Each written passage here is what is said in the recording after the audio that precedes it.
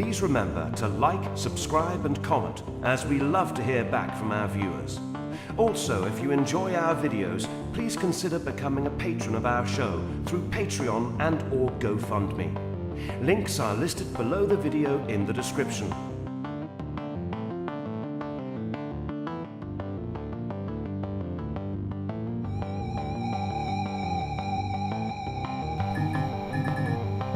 From the deepest, darkest recesses of Dangerous Nerds headquarters, Keith Moncrief and Gerry Kissell. Hey guys, it's Gary. And Keith. And we are the Pop Culture Minefield guys.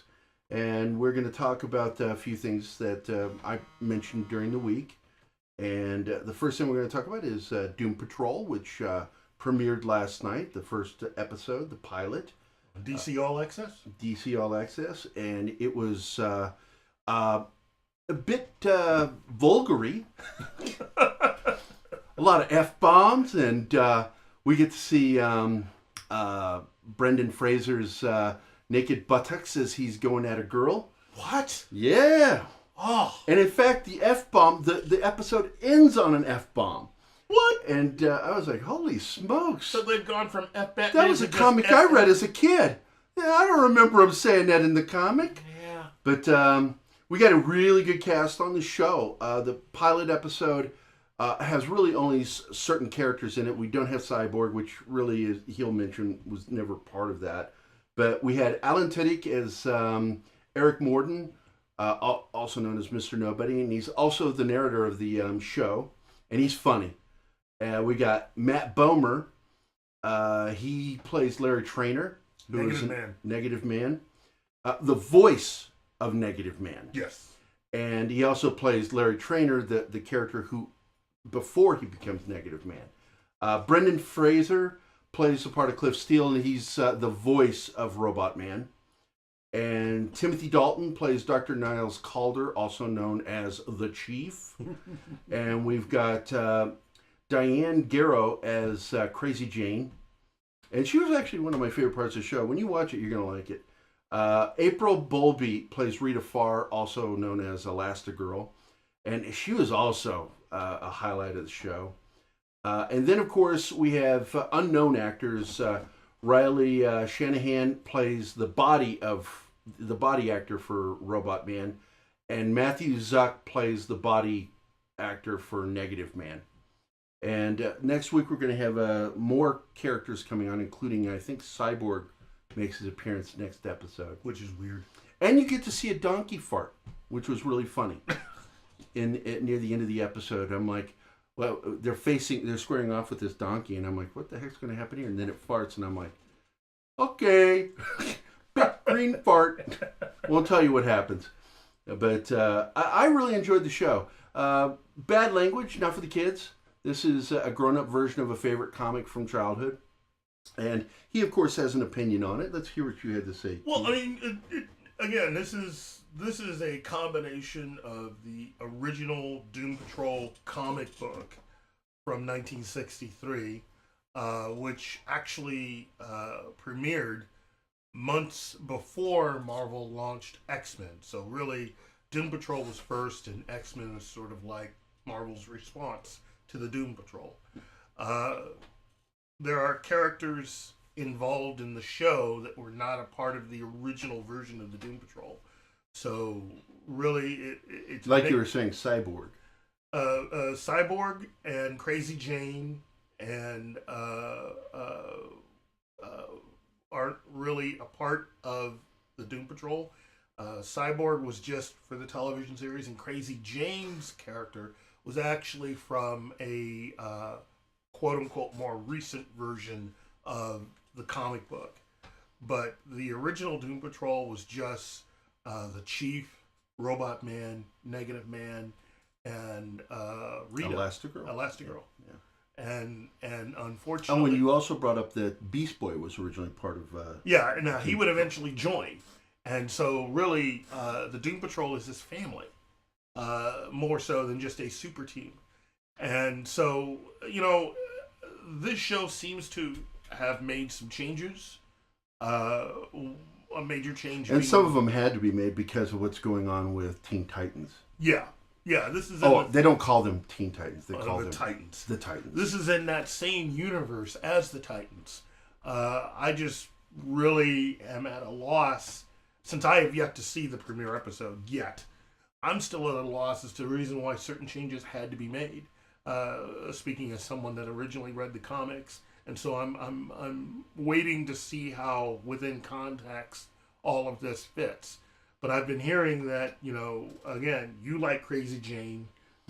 I enjoyed her character on the show. She was rough around the edges, and she kind of brings Robot Man, Brendan Fraser's character, kind of out of his shell, almost, not quite literally, but that'd be gross. But it's a really good show so far. It really shocked me with the language. I'm going, whoa, because they did the same thing with Titans, just with the bad language and kids drinking and misbehaving, and that's what this show has too. But nothing like the next one that we're going to talk about, which is a comic that I didn't read but you've read. Yes. So I didn't know what to expect.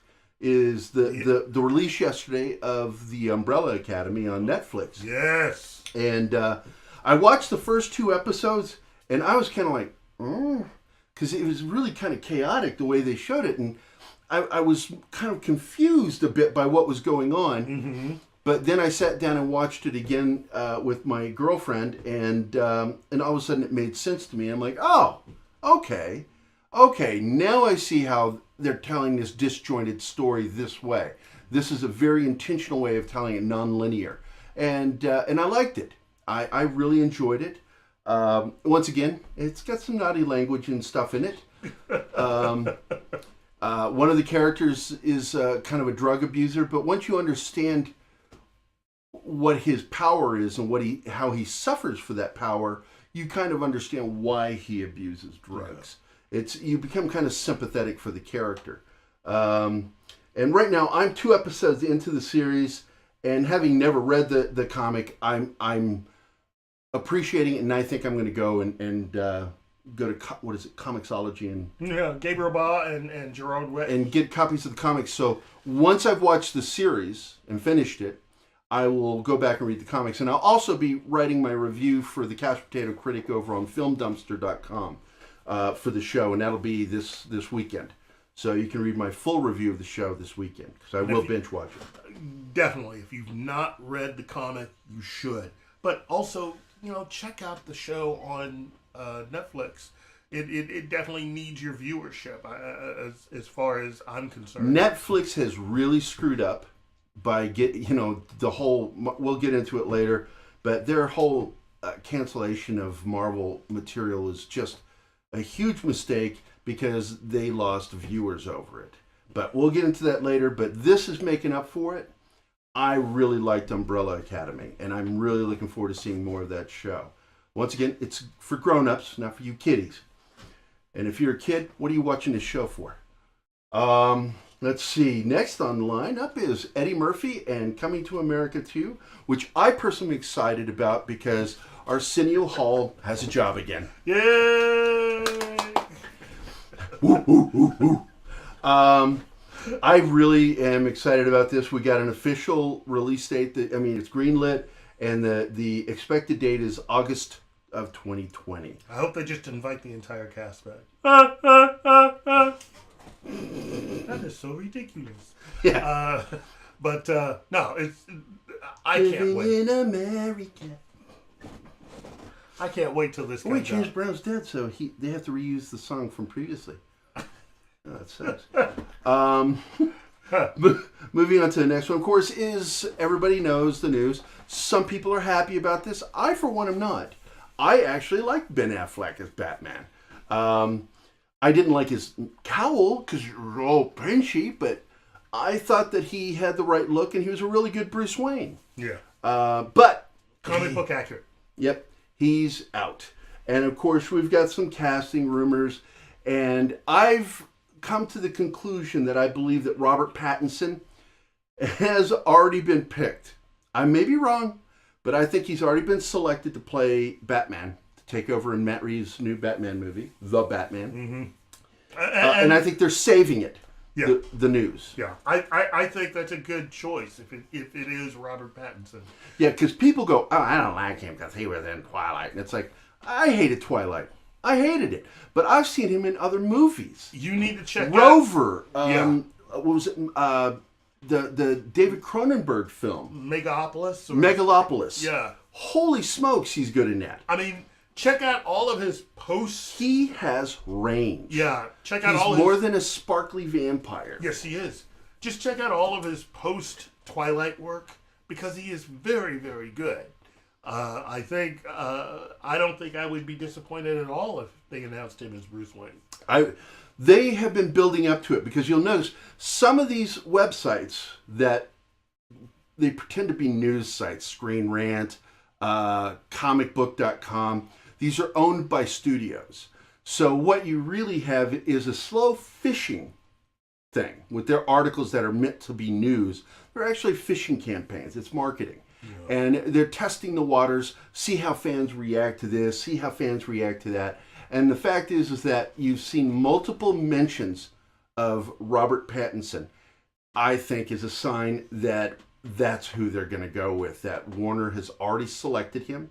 The executives in charge have said that that's our guy because he's got the square jaw. And if you haven't seen the fan art of him with the mask, you missing something because he looks really cool. He looks the part. And he's good looking as Bruce. And he's at that right age where we could get a decade out of him or more. Easy. And so I think that's the direction they're going because he's sort of like the American version of James Bond. You know? Yeah. And of course, mentioning James Bond, we've got a delay on James Bond, the 25. 25, yeah. It was supposed to be released on Valentine's Day, and it's now been bumped to April 8th of next year. So there we are. But let's move on to cancellation rumors. Because we already know that Netflix made a huge mistake with the fan base. Business-wise, we understand why they did what they did. They were playing hardball with Marvel Disney. And they disliked the fact that they were pigeonholed. They were being used to do something that ultimately was not going to benefit them. Yeah, they were allowed only these characters. They couldn't do any other characters. And so they were pigeonholed by Marvel Disney, and they shrugged. They're like, here you go. We're going to cancel our single most watched TV show, Daredevil. And of course, they canceled the other shows that weren't doing so well, Iron Fist, The Defenders, which I actually really liked, The Defenders. I thought they got it backwards, that they made too many episodes of Iron Fist and Luke Cage and too few of the Defenders. Yeah. They did only 8 episodes. Yeah. Whereas they were doing, 13 or 14 with the others. It's like, no, they should have flipped that and make it 8 episodes of Luke Cage. The stories would have been tighter, with Iron Fist tighter, and then expand with the Defenders of making that 13 or 14 episodes. And also Daughters of the Dragon. That's what I was really... Well, we were hoping it was going to happen, but with recent, developments, because Netflix... I wasn't even aware of this. He was the one who made the connections of Layfield and what's his name? Mark Millar. Oh, Mark Millar, yeah.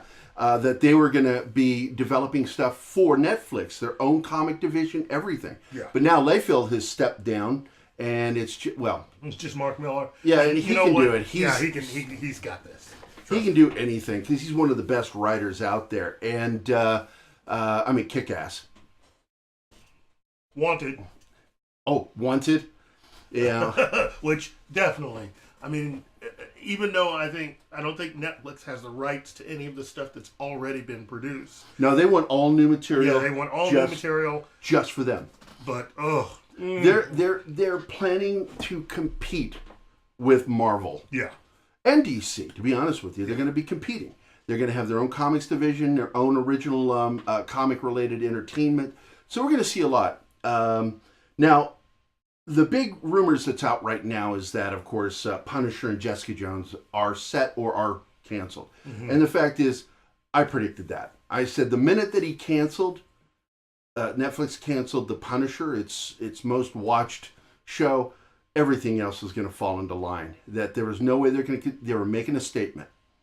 So you can guarantee we will not see any more of the Punisher or Jessica Jones on Netflix. Now there is a 2-year moratorium for anyone else to take these particular characters and to use them again. Which 2 years sounds like a lot, but the fact is, look how spread out those seasons were on Netflix. Yeah.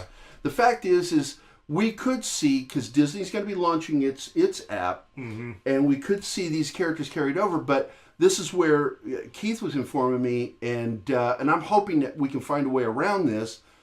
We might not get Charlie Cox or... all of those actors and all of those shows, the way that they were put together, were exclusive to Netflix. So while the characters are what Disney and Marvel own, they can't exactly replicate the way those shows were on Netflix. Which means we might not get the same cast. Yeah. You'll get which is what sucks, because that's what we want. We love Charlie Cox, and Barenthal is... John Barenthal is the Punisher. Oh my gosh. The best casting I have ever seen outside of Robert Downey Jr. and Ryan Reynolds as Deadpool. I mean, good grief. Best casting ever. Henry Cavill is Superman. Oh, sorry. I stand corrected. Because I wasn't sure about him until I saw him in an interview, Cavill, and he started explaining to this reporter who Superman is, and I'm like, oh my God. He gets it. He gets it. Yeah. How can Zack Snyder and Warner not understand Superman when the actor understands Superman? I think Zack did. He just wasn't allowed to give us... I've learned that again because of being friends with you. This guy's awesome. I did not know that Zack Snyder is not the reason why Man of Steel kind of sucked. It was Warner Brothers. He was given a cookie cutter script, and he had to shoot exactly what they said to shoot, what Jonathan and Christopher Nolan wrote. Yeah. And he had no choice in the matter. I think the only thing they allowed him to do was the death of Zod, which was the only thing he added. But the reason why he added that was because I think one was just to see how far they would let him go. But the other thing was it was also a statement on his part that I'm not just going to be somebody that's just here to do your bidding. I'm gonna try some things. And his original idea for what would have been Man of Steel 2 would have been fantastic, but we never got a chance to see that because Warner Brothers decided to up the ante and use him to try to launch the rest of their DC films. And so they gave him they gave him Batman and Wonder Woman, and they gave him basically the impetus to create Batman v Superman. And so it just, he did the best with what he was given and with what Warner Brothers was giving him to do. And again, not off. Turn my phone off. I'm sorry, I'm sure you can see me on camera going off. Turn my phone off. And my girlfriend's like, what do you want me to do? And I'm like, off. And I'm going, oh, F, F, oh, F, F. You got a password protected. But ultimately, Warner Brothers is starting to get it. I just hope that really, out of everybody that they've used, outside of the James Wan's Aquaman and of course Patty Jenkins for Wonder Woman, I think Seth Rogen and Evan Goldberg are their best people on television for whatever they do. Because all of their stuff is spectacular. Yeah, if he just sticks to producing, I can enjoy Seth. Yeah, but I mean, all of the DC stuff that Seth Rogen's produced is phenomenal. All of it. I think the only thing that he didn't produce that I really, really love is KRYPTON. We'll get to that later. Yeah, because like he did another comic / old program renew, which was the Green Hornet, which I hated. That was a miscalculation. But everything he's done since then.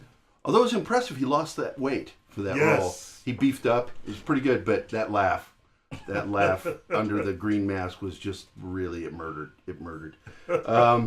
But yeah, there we go. And moving on to the next one, which of course is episode 9 stuff, which of course it wrapped. Yeah. Yesterday. It wrapped yesterday, Valentine's Day. And but on top of that, we got news this week that Billy D. Williams' role may be smaller than we had hoped for. And we don't know. Cameo in passing, probably. This is just a rumor. But the fact is a lot of these rumors coming out tend to be pretty accurate about stuff like this. So that's kind of disappointing because with the loss of Carrie Fisher and, of course, with our two other main leads from the classic series, Luke and Han, dead, the only thing we're going to get now is Force Ghost. A major ironic thing that they could do for this movie that might bring it full circle is at the very, very end, the Millennium Falcon and Chewbacca leave with Lando. Lando gets the Falcon back. Yeah, that'd be neat. I'd really like that. I'd really like that. It's such a, because everybody knows how I feel about The Last Jedi. And I am admittedly part of the fandom menace. I don't like. I love Rian Johnson's other movies. I just hated what he did with The Last Jedi. It was just terrible. It was a very bad storytelling. And people are like, you just don't like it. And I don't like it because it's not written well. It's badly written. And so it sucks because now JJ has to fix everything that was thrown out by Rian Johnson and Kathleen Kennedy. And I feel really bad for JJ because he has to do in one movie what should have been done in the second film. He has to fix all that and then continue the story plan that he had for episode 9. That's JJ just seems to be one of those guys now that we know about what's going on with Star Wars and with Star Trek. It seems like JJ has had to really just fix a lot of people's stuff. Maybe. So, and I feel bad for him. I don't know if he can save this trilogy. I really don't. Because, man, fans are so divided. And we've talked about this before. A lot of these, and I just wrote an essay that was published on my Facebook page about how being a good owner of an intellectual property, a studio or creator, is a lot like being a parent. And your child isn't the IP. It's the fan base that it builds. And you have to nurture that and grow it. The IP is nourishment for your fan base.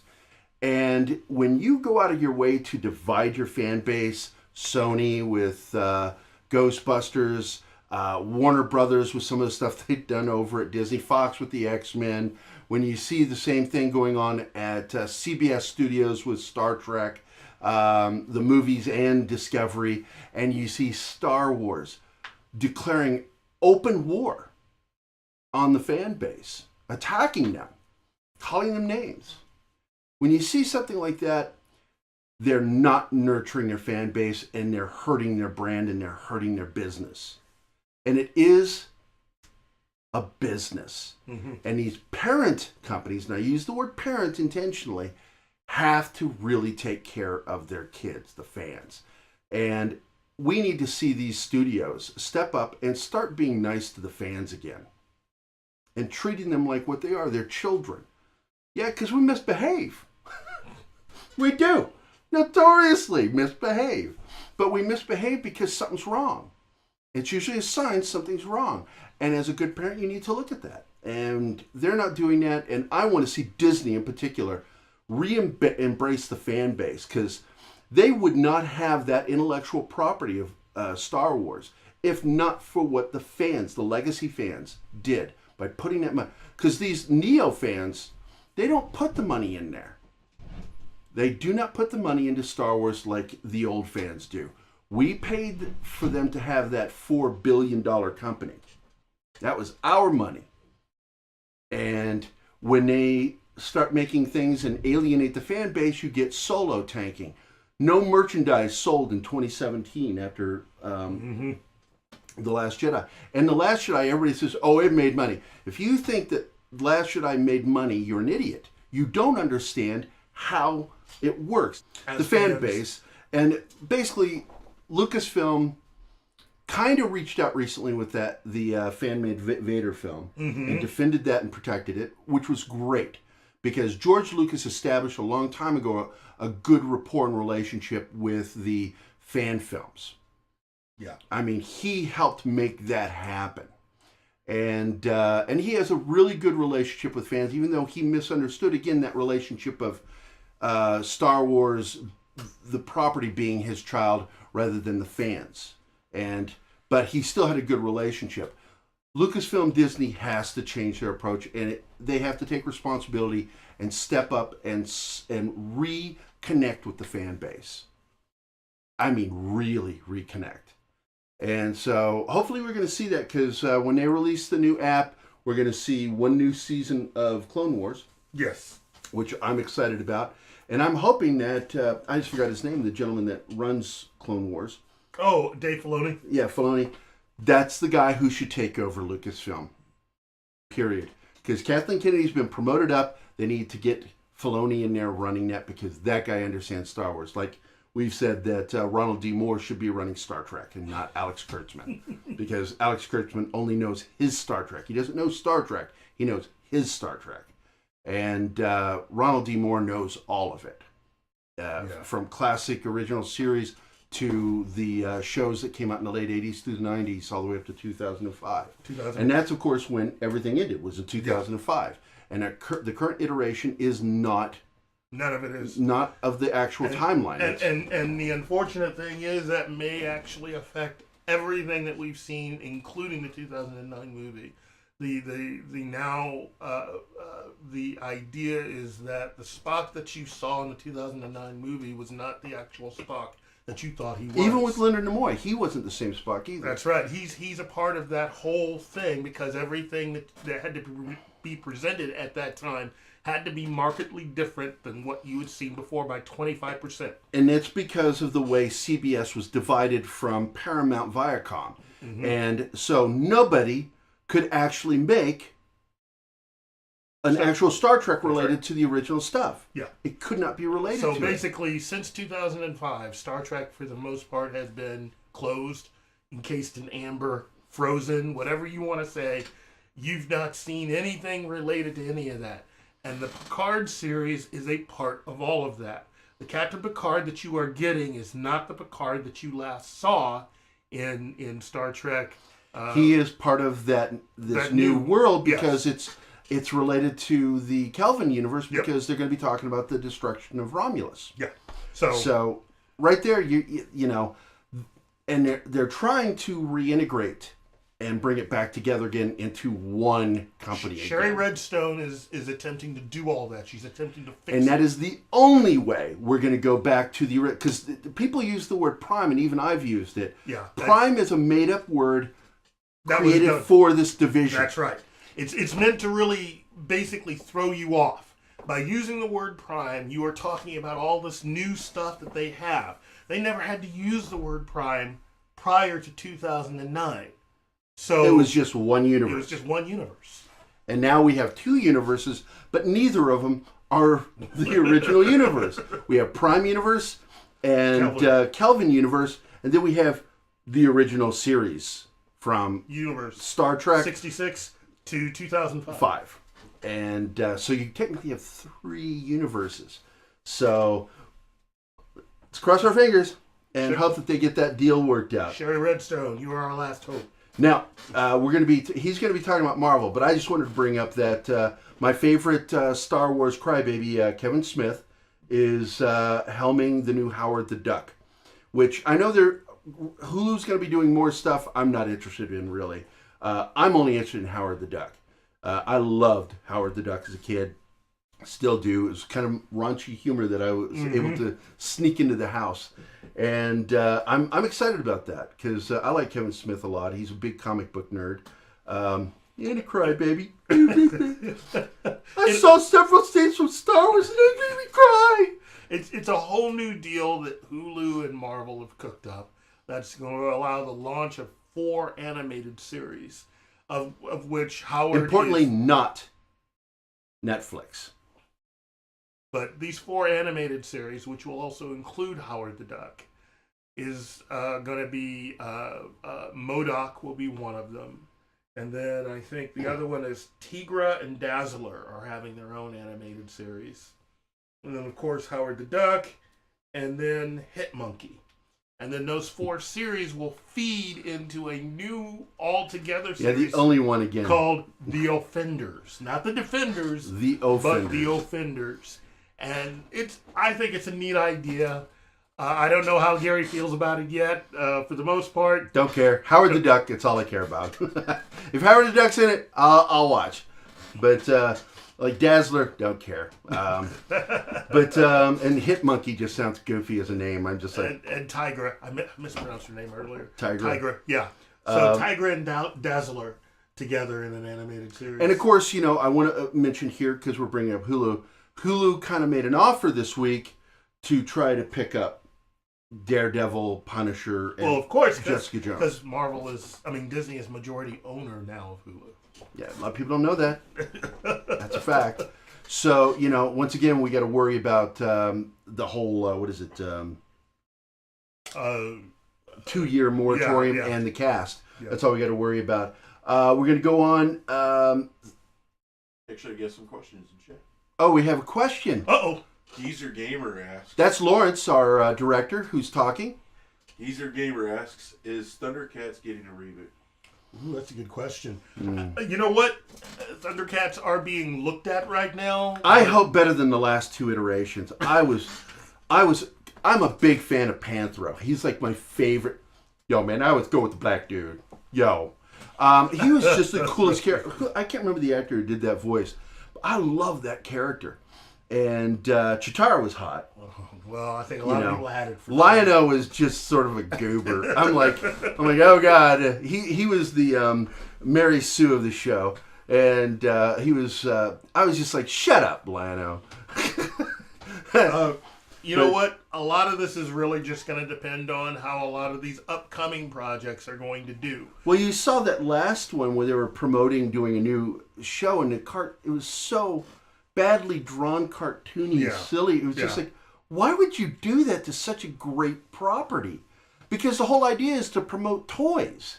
I think ultimately what will eventually happen with both G.I. Joe and with really the Power Rangers that Hasbro just picked up, depending on how those projects do, that will pretty much determine what's going to happen next with projects like Masters of the Universe. Yeah, because I wanted to bring that up because we're going to be getting that soon. and of course, He-Man.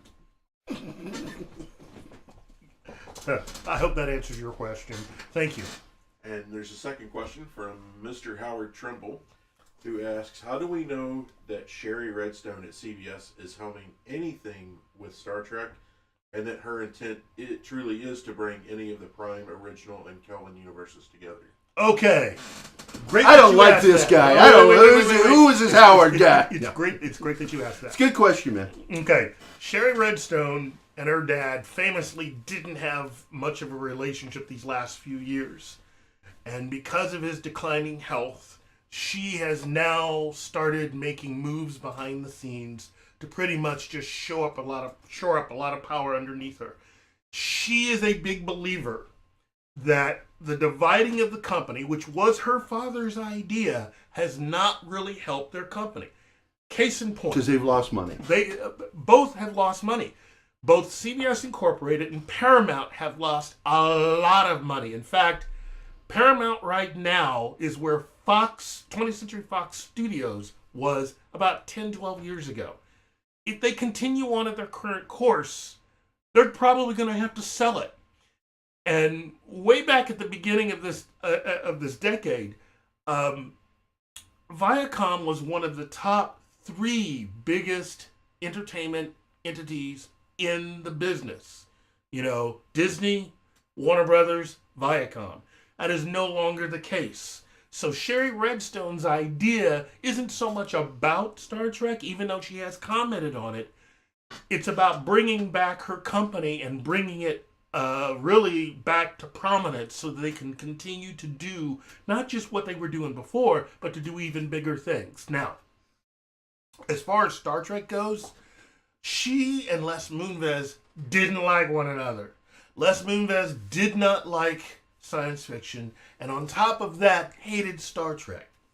Sherry Redstone was able to comment on the fact that she realizes that even Star Trek has been affected by all of this.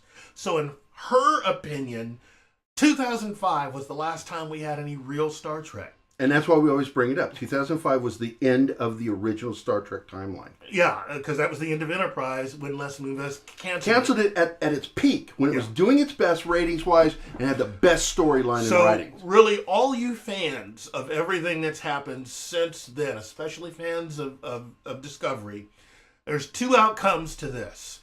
They're either going to figure out a way of bringing Discovery into the regular Star Trek timeline and make all this stuff fit, but getting rid of all the stuff that could get them sued, or they're just going to do away with it, and we're just going to basically restart from where we left off in 2005. So those are your only two choices. So thanks for asking. And hopefully bring Ronald D. Moore back in. So there's your answer. Hope you're happy. Going on to the next thing, of course, is Jason Momoa. Oh. He was just cast as Duncan Idaho in the new Dune. For all you people who, and I know there's quite a few of you out there, probably under the age of 30, that have never read the book. What's up with that? You need to understand, this is a classic novel, an incredible story, and one of the books that I think was one of the main bases of Star Wars. And books, I want to say books, because Herbert wrote Dune Messiah. I think 6 books. Children of Dune. And that's where I ended. I read the 3 books. Yeah. I always read trilogies. I won't go past that. It's a rule. Duncan Idaho, as a character, is, I think, one of the characters that was an inspiration for the character of Han Solo in Star Wars. No doubt. So, Momoa playing that character,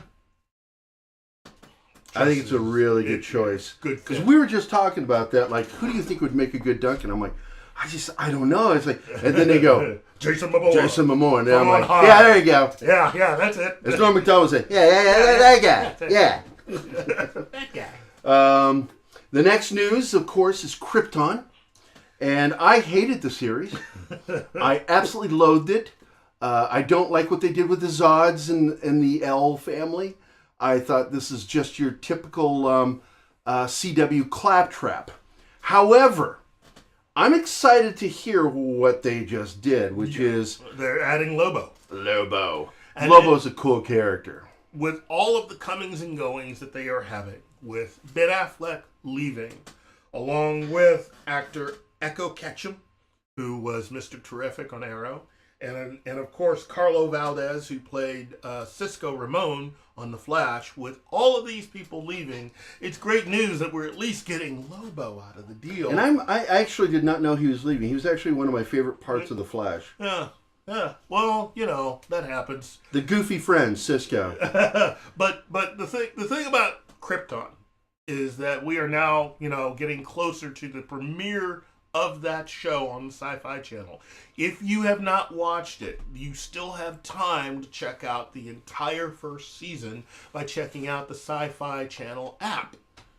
It has the entire first season on there. Will catch you up to date on everything you need to know on probably one of the best DC television series on TV, period. Not it just happened. No, it's that good. Okay, trust me. The villain for season 1 of KRYPTON, one of the best villains they've ever had on DC television. So I'm not going to say anything more about it. You need to watch this series. It's great. It's great stuff. Great stuff. Yeah, DC's, it's growing in leaps and bounds, and in a way that wasn't expected because of the debacle that was Superman v Batman, and then the follow-up Justice League film. That even though I enjoyed the film, I love the fan cut much better. They still weren't quite there yet. Yeah. But now we're seeing DC start to step up. Aquaman despite some of its silliness, I know I've read people's comments on my posts about Aquaman. I got a lot of friends in the comic industry who were critical of the film. I say it's still a fun damn movie, and I enjoyed the eye-popping effects. And I think that it's interesting that James Cameron was somewhat impressed with what he pulled off. Because he was like, I couldn't have done that. And I'm like, yeah, because you would have taken 8 years to make the film. But go with Avatar, because that was such a great film. I preferred it when it was called The Smurfs. So, but anyway, that's pretty much summed up the episode. Got anything else to add other than the anniversary and birthdays? I think the anniversary and birthday should be next. Okay, so 52 years ago tonight, the episode Space Seed aired on Star Trek, introducing the character of Khan Noonien Singh. He's got such a pretty name. The thing about having that particular episode and why it is so important was, well, one, it's Star Trek, and two, there's a lot of you out there that don't know that that's actually the episode that we have a conclusion to with the movie Star Trek: The Wrath of Khan. Yeah, because like the last time we saw, he was being sent to Alpha 5. That was it, 5. And that was pretty much it for the series. It's like, one day we'll come back and see how you're doing.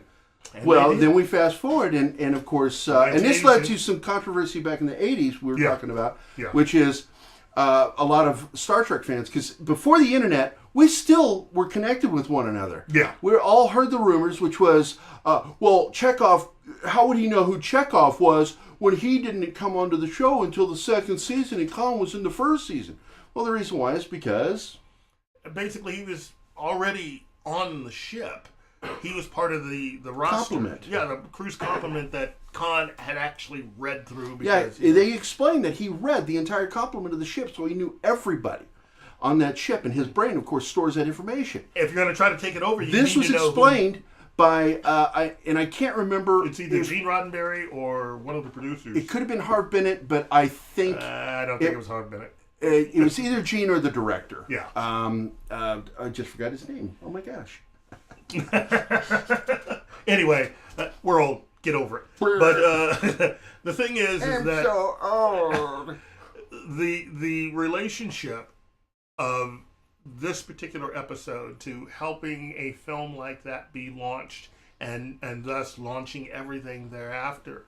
I mean, that has really helped Star Trek become so successful and last a long time. And it was the introduction of the naval aspects of Star Trek. Yeah. Because the director, again, I forget his name, he wrote the 3% Solution, or 7% Solution, Sherlock Holmes story. And he fought with Gene Roddenberry because Gene didn't want it military. Yeah. He didn't mind certain aspects coming from naval stuff, but he wanted to keep it separate. But the director convinced him to allow him to make it more naval. And so that's when we got more and more Navy-related stuff with Starfleet. Mm-hmm. And it was thanks to Wrath of Khan. And of course, also today, Star Trek-related, is a birthday. Mr. LeVar Burton. Actor, writer, producer, author, and children's television host, which I think is the most important part. And a new love interest on NCIS New Orleans. I watched that episode this week. I love that show. Cool, it's got 2 characters from Star Trek, man. It's always good stuff, but look, positive vibes and a very happy birthday to LeVar Burton. And last but not least, happy Valentine's Day weekend. And I guess peace out from Pop Culture Minefield. Oh, we got another question? Never mind. Actually, we get a comment. Oh. Howard said, thank you. Or he said, this is awesome to get the insight and instant gratification. Thank you guys, and keep up the good work. It's almost like sex. Almost. It's just like it, only different. So, he always worries that I'm going to make him laugh. This is what I'm dealing with, Mom.